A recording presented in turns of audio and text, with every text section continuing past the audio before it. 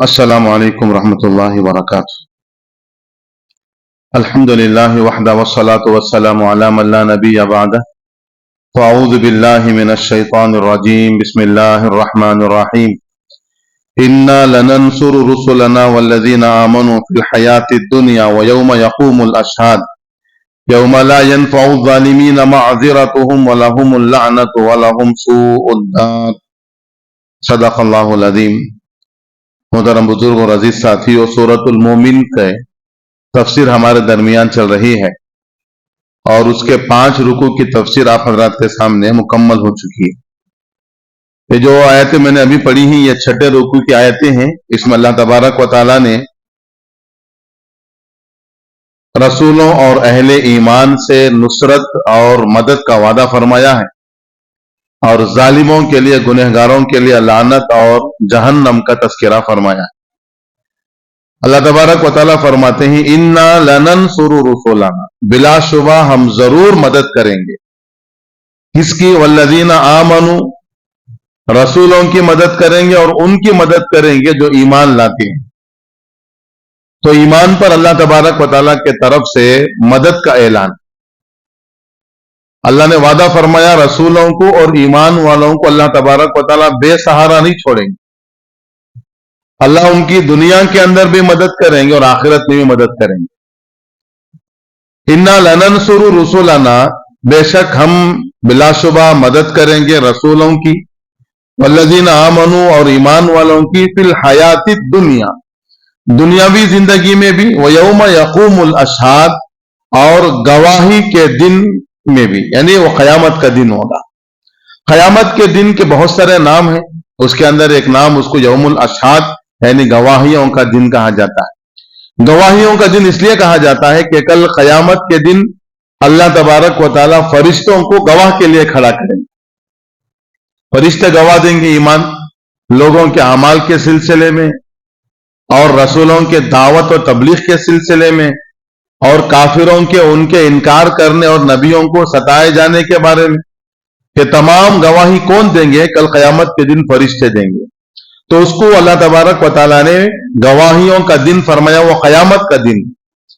تو خلاصہ یہ ہے اللہ تبارک و تعالیٰ رسولوں کی اور ایمان والوں کی ضرور مدد کرتے ہیں، وہ دنیا کی زندگی میں بھی اور قیامت کے اندر بھی۔ یوم لا ينفع الظالمین معذرتهم، کل قیامت کے دن جو ظالم ہوں گے، گنہگار ہوں گے، اللہ تبارک و تعالیٰ کے سامنے معافی مانگیں گے، معذرت پیش کریں گے، بہانے پیش کریں گے، لیکن کل قیامت کے دن کوئی بہانہ قابل قبول نہیں، کوئی ان کی معافی قابل قبول نہیں، اور ان کی معذرت کو اللہ قبول نہیں کریں گے۔ یوم لا ينفع الظالمین معذرتهم، کل قیامت کے دن ظالمین کو ان کی معافی، ان کی معذرت کچھ نفع نہیں پہنچائے گی۔ وَلَهُمُ اللَّعْنَةُ، ان پر اللہ کی لعنت ہوگی، وَلَهُمْ سُوءُ الدَّارِ، اور ان کے لیے جو ٹھکانہ طے کیا جائے گا اللہ کی طرف سے، وہ بہت برا ٹھکانہ، وہ جہنم کا ٹھکانہ ہے۔ اللہ ہم سب کی حفاظت فرمائے۔ اور آگے اللہ تبارک و تعالیٰ نے حضرت موسیٰ علیہ السلام کا تذکرہ فرما کر رسول پاک صلی اللہ علیہ وسلم کو تسلی کا سامان مہیا فرمایا۔ وَلَقَدْ آتَيْنَا مُوسَى الْهُدَى وَأَوْرَثْنَا بَنِي إِسْرَائِيلَ الْكِتَابَ، تحقیق کہ ہم نے آپ سے پہلے موسیٰ علیہ السلام کو ہدایت دی اور ہم نے بنی اسرائیل کو کتاب کا وارث بنایا۔ یہ آپ پر جو کتاب کا سلسلہ شروع ہوا ہے، اس سے پہلے بھی ہم نے حضرت موسیٰ علیہ السلام کو ہدایت دی تھی اور ان کے قوم کو، بنی اسرائیل کو، ہم نے اس کتاب کا، تورات کا وارث بنایا۔ لیکن بنی اسرائیل نے اس کی قدر نہیں کی، اس کی ناقدری کی، نبی کی نافرمانی کی اور کتاب کی نافرمانی کی، اس کی ناقدری کی، جبکہ وہ کتاب ہدی و ذکری لأولی الالباب، وہ باقاعدہ ہدایت تھی اور نصیحت تھی عقل مندوں کے لیے، عقل والوں کے لیے۔ اللہ نے ہر زمانے کے اندر جو امتوں کو کتاب دیا ہے وہ ان کی رہبری اور ہدایت کا سامان ہے۔ اللہ نے اس کے اندر نصیحت رکھا ہے، جیسے اللہ تبارک و تعالیٰ نے ہمارے زمانے کے اندر قرآن دیا ہے، یہ قرآن سراپا ہدایت ہے اور نصیحت ہے۔ ان فی ذلک لذکری، اللہ نے فرمایا بے شک یہ قرآن نصیحت ہے، لمن کان لہ قلب او القى السمع وهو شہید، جو آنکھ اور کان اور دل کے حاضر کے ساتھ اس کو سنتا اور سمجھتا ہے۔ तो तौरात भी अपने जमाने के लिए हुदा हिदायत थी, वह जिक्रा नसीहत थी लिउलिल अलबाब अक्लमंदों के लिए। लेकिन बनी इसराइल ने नाकदरी की, ना किताब को अपने सीनों से लगाया, उसके मुताबिक जिंदगी गुजारी और नबी की नाकदरी की। अब नबी को ईजा पहुंचाई गई, तकलीफ पहुंचाई गई, जैसा कि आपके साथ ये लोग मामला कर रहे हैं। जो मामला हजरत मूसा के साथ, वही मामला आपके साथ हुआ है। तो लिहाजा आप परेशान ना हो। हजरत मूसा ने उस वक्त क्या किया, फस्बिर, उन्होंने सबर किया। तो आप भी हजरत मूसा की तरह इनके बातों पर, इनके तकालीफ पर, इनके ईमान ना लाने पर फस्बिर, सबर कीजिए। इन्न वादल्लाहि हक, बेशक अल्लाह का वादा हक है, वो सादिक है, वो जरूर होगा। वस्तगफिर लिज़म्बिक, अपने गुनाह के लिए इस्तिगफार कीजिए।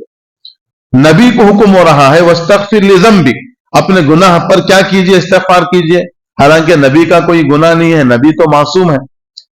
यहां उलमा ने लिखा है मजाजन अल्लाह तबारक व तआला ने गुनाह का तज़किरा फरमाया, हकीकत कोई गुनाह नहीं है, हकीकी गुनाह नहीं है।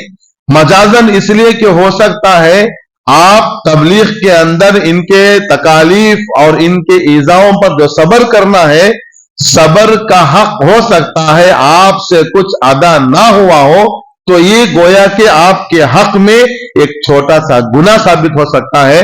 अल्लाह ने फरमाया कोई गुनाह तो नहीं है, हो सकता है इस सबर के अंदर आपके अंदर कुछ कमी पेशी हुई हो, इसलिए क्या करो, फस्तगफिर लिज़म्बिक, अपने उस गुनाह के लिए अल्लाह के सामने इस्तिगफार करें। वसब्बिह बिहम्दि रब्बिका बिल अशी वल इबकार, और सुबह व शाम अल्लाह तबारक व तआला की तस्बीह और हम्द को बयान करें, अल्लाह तबारक व तआला का जिक्र करें, इस्तिगफार करें। इसके जरिए से अल्लाह तबारक व तआला तुम्हारे गुनाहों को माफ करेंगे। इन्नल्लज़ीना युजादिलूना फी आयातिल्लाहि बिगैरि सुल्तानिन अताहुम, बेशक वो लोग जो अल्लाह की आयतों के अंदर झगड़ा करते हैं बगैर किसी दलील के, जबकि उनके सामने अल्लाह की आयतें, अल्लाह की निशानियां, अल्लाह के दलाइल आ चुके हैं वाज़ेह तौर पर, बावजूद इसके उसको इनकार करते हैं। कुरान मजीद नाजिल हो रहा है, उसका इनकार कर रहे हैं। अल्लाह के नबी सल्लल्लाहु अलैहि वसल्लम को तकालीफ पहुंचाई जा रही है। फरमाया जो लोग अल्लाह की आयतों को झुटलाते हैं, बावजूद उनके अल्लाह की आयतें सामने आ चुके हैं, लेकिन इनकार भी कैसे कर रहे हैं, कोई दलील ही नहीं, बगैर किसी दलील के इनकार कर रहे हैं। और इनका इनकार करना क्यों है, इन फी सुदूरिहिम इल्ला किब्र, उनके दिल के अंदर सिर्फ और सिर्फ तकब्बुर भरा हुआ, अपने आप को बड़ा समझते हैं। उनके तकब्बुर की बुनियाद पर वो अल्लाह की आयतों को झुटला रहे हैं। तो लिहाजा उलमा ने लिखा है ये आयतें नाजिल हुई हैं यहूदियों के बारे में, इसलिए कि अल्लाह के नबी सल्लल्लाहु अलैहि वसल्लम के जमाने के अंदर यहूदी ये कहते थे, जब उनको ये मदीने से जिलावतन किया गया, उनको खैबर को निकाला गया, सूरतुल हश्र अल्लाह ने तज़किरा फरमाया, पहली मर्तबा मदीने से निकालकर खैबर के अंदर बसाया गया, फिर खैबर के अंदर भी शरारत की अल्लाह के नबी सल्लल्लाहु अलैहि वसल्लम ने, फिर दूसरे मर्तबा उनको खैबर से भी दूर भगा दिया। तो यहूदी कहते थे हमारा मसीह जो दज्जाल है, वो ये दज्जाल हमारे सामने आएगा आखिरी जमाने के अंदर, जब हमारा मसीह दज्जाल आएगा ये सारी हमारी जमीनें हम दोबारा कब्जा करेंगे। तो लिहाजा आज भी इसराइल का, यहूदियों का यही मंशा है और यही कोशिश और यही लालच है कि हम इसके मालिक हैं। आज जो वो बैठे हुए हैं इसराइल के अंदर, फलस्तीनियों को जुल्म और जबरदस्ती वहां पर आकर जमे हुए हैं। पूरी दुनिया उनकी तारीख जानती है, जब हिटलर ने उनको दुनिया वहां से निकाला था, उनके पास कोई सरजमीन नहीं थी सहारा लेने के लिए, और फलस्तीनियों ने रहम खाकर उनको अपने मुल्क के अंदर बसाया है। तो बसाने की यह गलती हुई है कि पूरे मुल्क पर कब्जा कर लिया और फलस्तीनियों के खून के दुश्मन बन गए। उनके बच्चों को कत्ल कर किया जा रहा है, औरतों के ऊपर कत्ल किया जा रहा है, और जुल्म के पहाड़ उनके ऊपर जो है तोड़े जा रहे हैं। लेकिन वो ये कहते हैं कि ये पहले से 2000 साल पहले, इसकी तारीख आप जाएंगे तो ये हमारा मुल्क है। आज भी आप गूगल के अंदर सर्च कर सकते हैं, जो ग्रेट इजराइल के नाम से आप देखेंगे पूरे जो अरब ममालिक, इजराइल के जो अतराफ में जो बॉर्डर में फैले हुए हैं, यहां तक कि सऊदी अरब से लेकर ओमान है, कतर है, दुबई है, ये सारे के सारे अपने जो है वो नक्शे के अंदर शामिल कर लिए। ये कहते हैं ये सारा ग्रेट हमारा इसराइल। तो उनको इस बात का गुरूर था कि आखिरी जमाने के अंदर मसीह आएगा, दज्जाल आएगा, तो दज्जाल आने के बाद हम ये सारी सरजमीन वापस ले लेंगे। तो इनका ये तकब्बुर, अल्लाह ने फरमाया माहुम बिबालिगी, उनकी जो लालच और सोच है वो हरगिज उसको नहीं पहुंच सकते। ऐसा हो नहीं सकता कि वो दोबारा पूरे सरजमीन पर गलबा पा ले। माहुम बिबालिगी, वो अपने मकसद के अंदर कभी नहीं पहुंच सकते। फस्ताइज़ बिल्लाह, ऐ नबी सल्लल्लाहु अलैहि वसल्लम आप अल्लाह से पनाह तलब कीजिए। किसकी पनाह? एक तो यहूदियों के शुरूर व फितन से पनाह मांगिए, और बाज़ों ने फरमाया कि दुआ कीजिए, क्या अल्लाह के नबी सल्लल्लाहु अलैहि वसल्लम को हुक्म हो रहा है दज्जाल से भी पनाह मांगिए, दज्जाल से, फस्ताइज़ बिल्लाह, दज्जाल से पनाह मांगिए। तो लिहाजा अल्लाह के नबी के दुआओं के अंदर यह दुआ है। हदीस पाक में बड़ी जामे दुआ अल्लाह के नबी ने दुआ मांगी, 4 चीजों से पनाह मांगी। अल्लाहुम्मा इन्नी अऊज़ु बिका मिन अज़ाबिल क़ब्र व अऊज़ु बिका मिन अज़ाबिन नार व अऊज़ु बिका मिन फितनति मसीहिद दज्जाल व अऊज़ु बिका मिन फितनतिल महया वल ममात। ये 4 दुआएं नबी ने अक्सर मांगा करते थे, और चारों जामे दुआएं कि अल्लाह मैं जहन्नम के अजाब से पनाह मांगता हूं, कब्र के अजाब से पनाह मांगता हूं, और दज्जाल के फितनों से पनाह मांगता हूं, और मौत व हयात के फितनों से पनाह मांगता हूं। फस्ताइज़ बिल्लाह, आप अल्लाह से पनाह मांगिए। इन्नहु हुवस समीउल बसीर, बेशक वो अल्लाह बड़ा सुनने वाला और बड़ा देखने वाला है। फिर आगे एक अल्लाह ने जिक्र फरमाया इसी रुकू के अंदर एक मजमून, लखल्कुस समावाति वल अर्दि अकबर मिन खल्किन नास। लोग कहते थे हम मर जाएंगे, गल जाएंगे, सड़ जाएंगे, मिट्टी बन जाएंगे, हमारे जिस्म के आज़ा जुदा जुदा हो जाएंगे, अल्लाह हमें दोबारा कैसे पैदा करेगा? अल्लाह ने इनके सवाल पर बड़ा ताज्जुब से एक सवाल अल्लाह ने जिक्र फरमाया। इनके सवाल पर अल्लाह तबारक व तआला ताज्जुब से कह रहे हैं लखल्कुस समावाति वल अर्दि अकबर मिन खल्किन नास, जमीन व आसमान का पहली मर्तबा पैदा करना ये बहुत मुश्किल और बहुत बड़ी बात थी। तो क्या जमीन व आसमान का पहली मर्तबा पैदा करना अकबर, इससे ज्यादा मुश्किल नहीं था, ज्यादा बड़ी चीज नहीं थी, मिन खल्किन नास, के लोगों को दोबारा पैदा कर दिया जाए। आप सोच सकते हैं जिसके अंदर अक्ल सलीम है वो सोच सकता है, जो अल्लाह तबारक व तआला ने इतने सारे जमीन व आसमान को बगैर नमूने के पहली मर्तबा पैदा कर सकता है, तो अल्लाह जो इंसान पहले पैदा होकर मर चुका है, अब उसके बदन के अंदर रूह फूंकने में अल्लाह को क्या मुश्किल है? तो जमीन और आसमान का पैदा करना अकबर बड़ी चीज है, मिन खल्किन नास, लोगों को दोबारा जिंदा करने के मुकाबले में। वलाकिन अक्सर अन्नास ला यालमून, लेकिन अक्सर लोग इस बात को जानते ही नहीं, समझते नहीं। वमा यस्तविल आमा वल बसीर, क्या बीना और नाबीना दोनों बराबर हो सकते हैं? अंधा और बीना देखने वाला दोनों बराबर हो सकते हैं? बराबर नहीं हो सकते। वमा यस्तविल आमा वल बसीर, आमा नाबीना और बसीर देखने वाला, ये दोनों बराबर नहीं हो सकते, आंख वाला बे आंख वाला।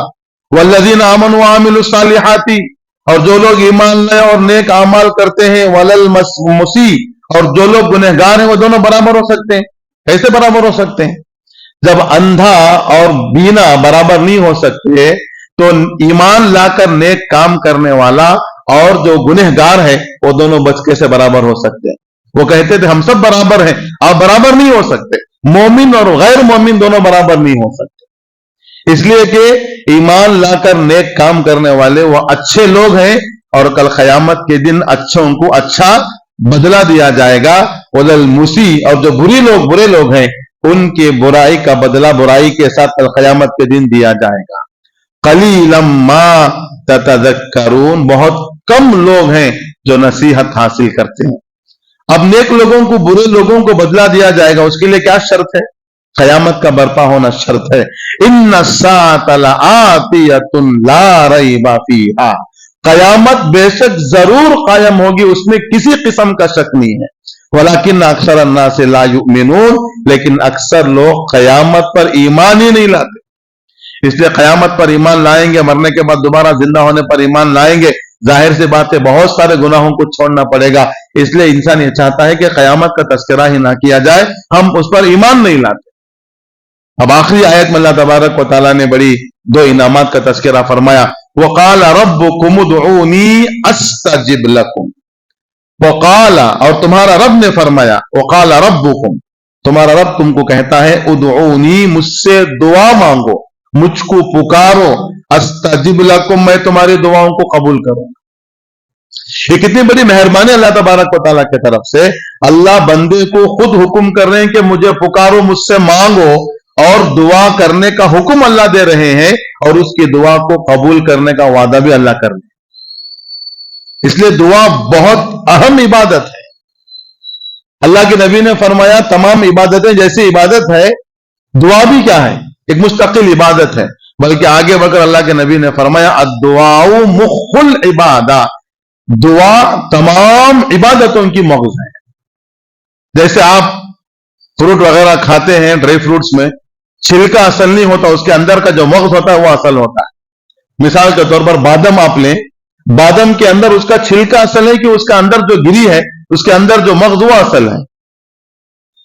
बादाम के अंदर उसका मग़ज़ ना हो तो वो बादाम नहीं बल्कि बेदाम है।